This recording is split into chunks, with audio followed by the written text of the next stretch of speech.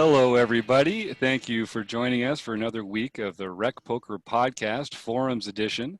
I'd like to thank our sponsors, Running Aces Hotel, Racetrack, and Casino, Learn Pro Poker, and Website AMP. I'm your host, Jim Reed, at Jim in the forums and Bluffsterini in the home games. Come get some. And I'm joined by our wonderful panel, as always, to come here and talk some poker. Who else is with me today? I'm Chris Jones. I'm 5x5 on Twitter and PokerStars. I'm John Somsky, and I'm Poker Geek MN everywhere. And I'm Rob Washam, and I'm Rabman50 on Twitter and the PokerStars home game. This is Taylor Maas, Gopher Boy TJM in the PokerStars home game, and also at Taylor_Maas on Twitter. So just like every week, as we're playing in the Rec Poker nightly home game and trying to take everyone's chips away from each other, I mean, they're my chips, but we're trying to take them away from each other. We take one forum post from the Rec.Poker forums and we talk about it. This week, we've got a post by Captain Walleye, one of the regulars, about huge ICM implications. And if I do my job right, you'll find a link to that forum post in the show notes. No promises. So here's the setup. It's an America's Card Room tournament, and Captain Walleye is 2 out of 30, so it's right near the end. They're in the small blind with about 50 big blinds. To their left is the short stack with a little over 8 big blinds, who seems to be very tight based on what we've seen, with a VPIP of only 12, with 51 hands played against. The big stack has 115 big blinds, so almost 3 times Captain Walleye's stack, and has been running over the final table. He's played in nearly every hand since reaching the final table. He's knocked out 4 out of the last 5, sometimes getting it in, sometimes sucking out.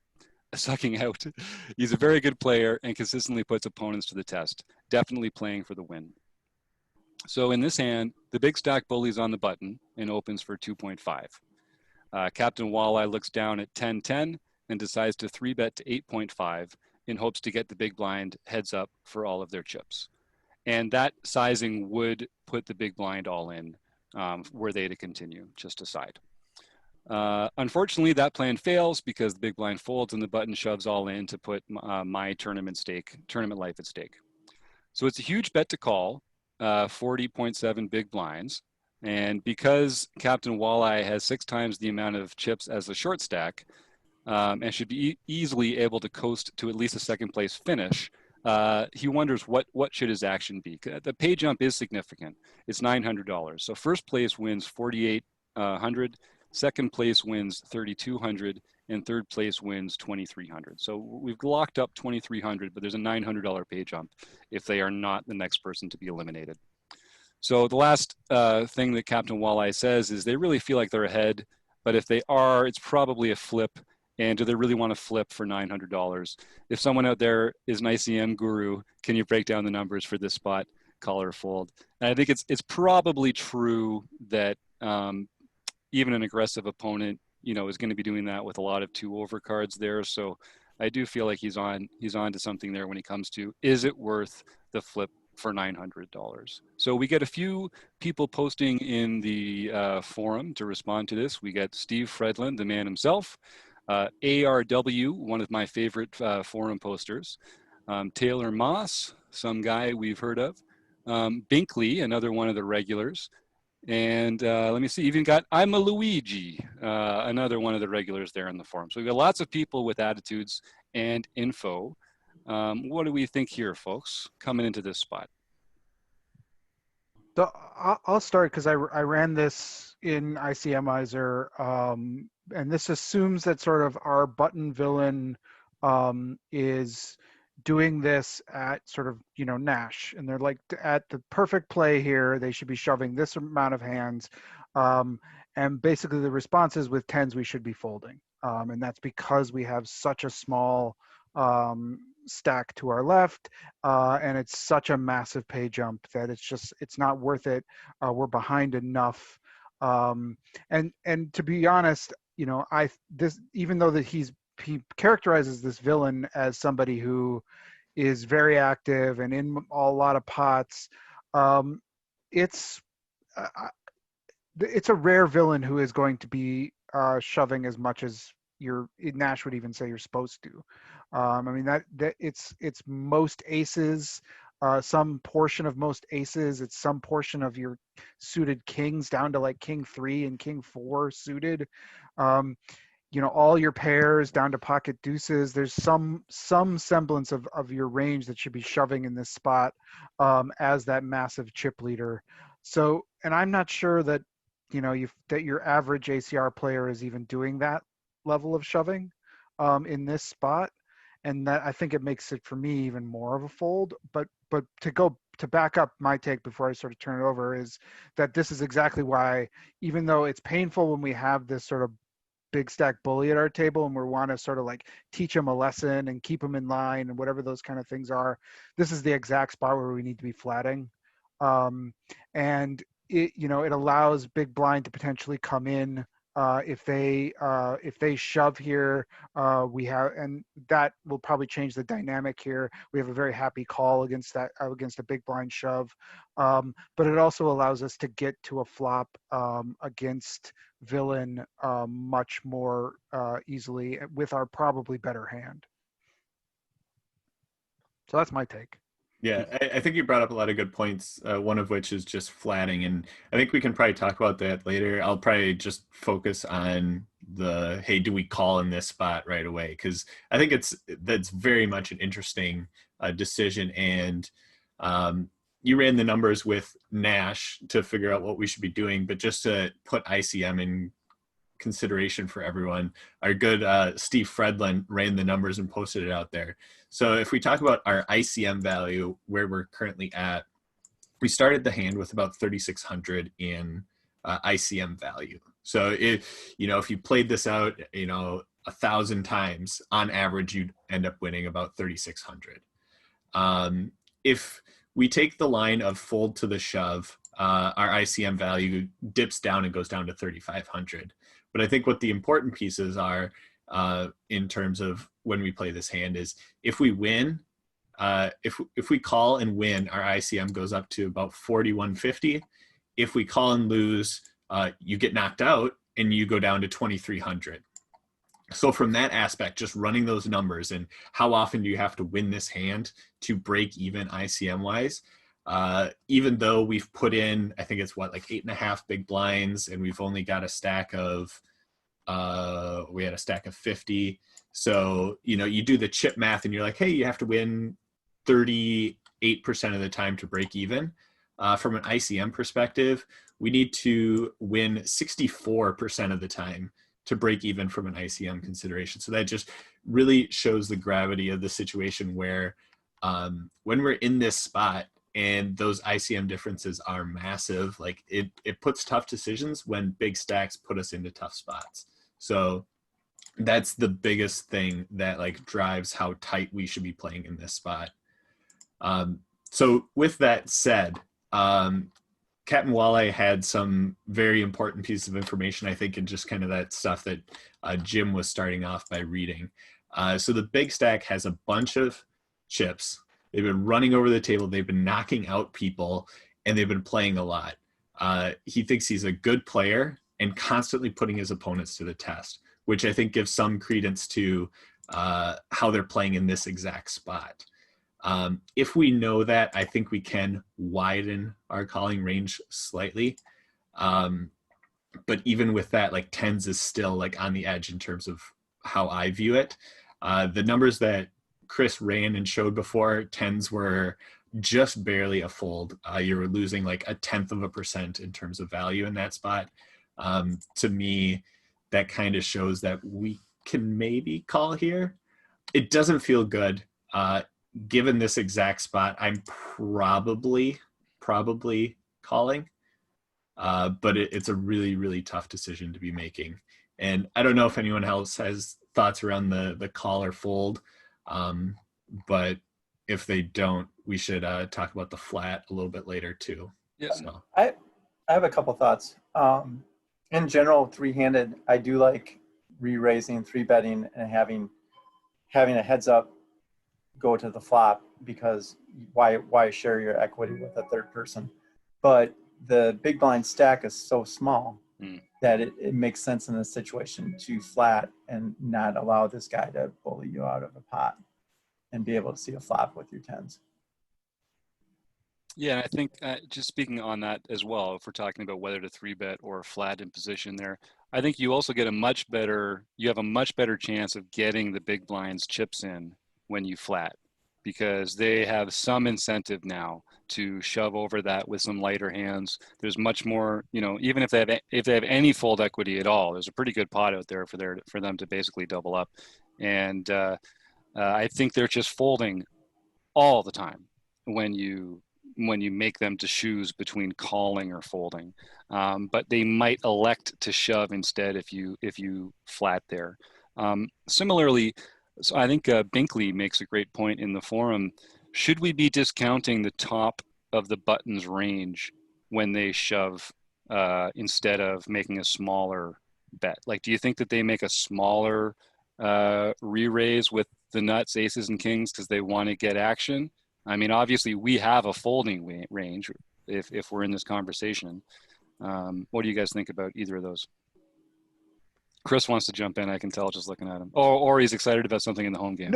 No. No, it's a really interesting question. I think this is really opponent dependent. But like, if our opponent is doing this to put us in this kind of jail, they should be doing it with some of their premiums as well, so that they can hold up when called, because they don't want to lose, at least what is this 40% of their stack. Mm-hmm. So they should have some of that value. But there are opponents where you can read this shove as, that they're only shoulders high. They have no top of their range. And then that makes the tens, I think, if you know that your opponent is that kind of player, I think that makes that call a lot easier. I think in this situation, I like what Jerry said. When you're three-handed like this, I think I three bet with my tens there, expecting that big blind just to fold, because he's going to be doing that with a very wide range just to try to take the blinds, right? That's what he's there to do. And so when he does come back over the top, that's when I get nervous, and I would probably fold my tens there, because I'm looking at that short stack and I'm saying, I certainly don't want to go out before he does. And that's certainly not Yes. not even considering, the actual ICM value. It's just a general feel that he is so short. I mean, he's less than 5 big blinds, or less than 10. 8.5, yeah. Yeah, less than 10 big blinds. I mean, he's not long for this world, and that's a significant pay jump. So why?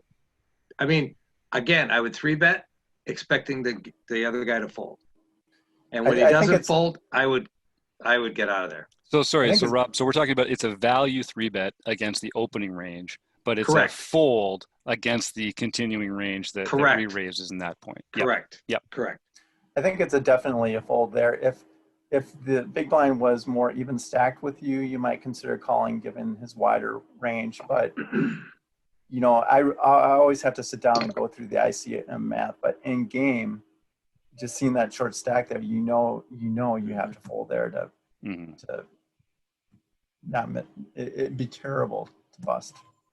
Yeah, you don't have to get into this specific math. All you have to do is look at the size of that stack and say, okay, yeah, this is a no-brainer. So then, are there other holdings that we could have here that would make this a better candidate for that three bet then? Because I always find myself in these spots where I've got this thin value hand that I think, shouldn't I be kind of just preserving my equity here a little bit? Like, wouldn't I be better off making a bluff three bet, like a more polarized three betting range than an actual linear range here with hands that I would normally continue in this? And like, what would be a good way to round that out? Like some blocker, some ace reg garbage. Given the situation, we're handcuffed. I just don't think we have the ability to do a lot of that, which really dictates like why we should be flatting in this spot. But like, our number one goal when we're in this spot is just wait for that other person to bust out and then play heads up. There's not too much we can do to really switch the tides on that big stack unless we double up through them and then can like apply pressure to them. So we're a full double up away from being able to apply pressure back on them, but they're currently in a spot where they can very easily apply pressure to us. Because their general game plan should be, if we decide to 3-bet them, just call, play in position, and wait for spots where they can apply pressure to us. So when that is their like targeted outcome, we shouldn't really play into that. I mean, we're handcuffed. Like ICM just dictates that we should not be playing many hands here. And pocket tens feels like it's even just not a great choice for that in that case, because its playability goes down a lot if that's the attitude that you're trying to take. Because if they are going to call in position with a lot of hands, there's just not a lot of flops that you really love with pocket tens. There's just so many overcards. Yeah, go ahead. I think you can I'm sorry. No, I think you could you could use tens as a 3-bet fold. So you fold to a 4-bet shove. Yep. And I think I agree with everything Taylor's saying about limiting your hands and the spot in the small blind with the ICM implications, but you still got to play. And I would look at, I mean, tens would be the bottom of my range for 3-betting. Definitely jacks, queens, kings, aces, ace, jack suited, and ace, queen off and up. I would probably 3-bet and really have a very limited calling a 4-bet shove. But I think it's reasonable to at least pre-flop to raise with the tens. And so let's just go a little further with that then. So obviously you're calling the shove with aces and kings. Where do you have a natural sense of, do you have like an absolute sense of what hands you would continue with in that spot, or is it more just according to the spot? And like, do you have some rules, or is it more just like how I feel in that moment? It's according to the spot, according to the player. I'm obviously calling with aces, kings, ace, king suited probably. I'm probably folding queens with the ICM there to a 4-bet shove. I don't know what you guys think. That's the line for me, is that sort of like jacks, queens, ace, queen suited. You know, those are the hands that you're almost always behind. Like, you just don't have great equity with the hands that they are continuing with when they're not bluffing. So yeah, it just seems like you're begging to get in ace queen versus ace king, or pocket queens versus kings, or something like that. Yeah, Chris? And this just shows why the button is so incentivized to do this with such a wide amount of holdings, and why I think we're incentivized to flat with almost, all except the very top of our range. And really we're playing, the kind of poker we're told not to play, the kind of poker that you're told all the time that you can't just play ABC poker, you can't just wait for aces and kings. But when we've got this shorty to our left, we've got to wait him out. And like, I'm flatting queens here. I'm flatting ace queen suited. I'm flatting queens. I'm 3-betting aces and kings, and probably ace king. And Chris, just if I can paraphrase a little, part of the reason you're doing that is because you're basically going to you're going to be getting away from one pair hands here, essentially. Like, yeah, I mean, facing the action, or we're gonna get post flop, and the dynamic's gonna change enough that that's gonna change things, versus like having to put all my chips in on a hand where I could be really in a lot of trouble, and I just can't lose this hand. I cannot bust here. I do like there's definitely something to this. We're actually just going to give up some EV here by playing this passively and playing it kind of face up, because the ICM is such a factor. That sort of, that's I could be really wrong, but that's how I approach this kind of spot. And the other thing that I get into trouble with is I see this person who's being the table bully, and they've just knocked out three. We were at 6-handed, now we're 3-handed, and this person has all the chips. They're knocking out everybody. They're playing every hand. I got to put a stop to this. I got to take a stand. I got to, all these kind of things. Well, that is absolutely what I cannot be doing. I have to let them just bust the short stack and collect my $900, and then I'll try to take them on then. John, did you want to jump in there? Yeah. Well, yeah, I was just going to say, I kind of like the idea of doing the flatting and kind of keeping the pot small, because as long as you keep the pot small, you can be a little sticky after the flop. So the overcards don't necessarily need to scare you. You still do have 40 big blinds. That's a reasonable stack. And it would be really nice if you could get closer to even before you get heads up. So I don't really want to just sit there and fold. But it's really going to be player dependent. The dynamic of the game changes hugely from 6-handed to 3-handed, and hugely again from 3-handed to heads up. So you really have to kind of evaluate what your opponent is going to do. If they're the type of opponent who likes to 4-bet a lot, then maybe don't 3-bet as much. You know, if try to do something that's going to throw them off balance, and you can usually figure something out if you play against the player, try a few different things and see what works.